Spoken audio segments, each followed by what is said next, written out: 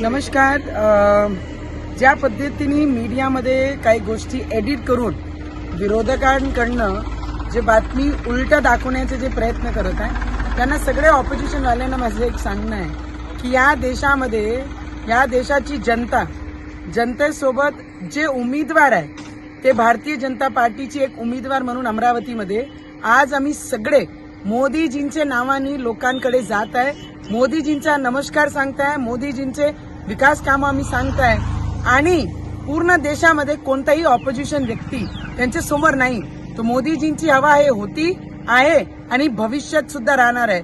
देशाची प्रगतीसाठी हे मोदीजी आवश्यक आहे आणि अबकी बार 400 पार आणि मोदीजी परत एकदा 2024 मध्ये हे आमच्या देशाचे प्रधानमंत्री होणार आहे. त्याच्याच सोबत आमचे आदरणीय प्रदेश अध्यक्ष बावनकुळे साहेब जे आमचे नेते आहे त्यांच्याबद्दल ना सांगताना अशा पद्धतीने एडिट करून ते विरोधक काही ना काही काम करण्याचं हा पूर्ण प्रयत्न करत आहे. मला त्यांना एकच सांगणं आहे की आमचे बावनकुळे साहेब हे आमचे नेते आहे आणि मी जे बोलली होती ते अचलपूर मतदारसंघाचे जे आमदारांनी माझ्यावर, रवीजीवर आणि माझ्या मुलांवर जे बोलले होते मी हे शब्द त्यांच्यासाठी वापरला होता.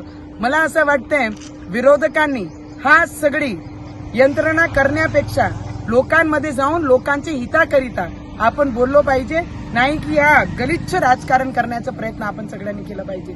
आम्ही भारतीय जनता पार्टीचे कार्यकर्ता जे उमेदवार आहे मोदीजींच्या नावानी मतं प्रत्येक ठिकाणी जाऊन मागताय की देशाच्या विकासाकरिता मोदीजींना मतदान करा, देशाच्या हिताकरिता मोदीजींना मतदान करा.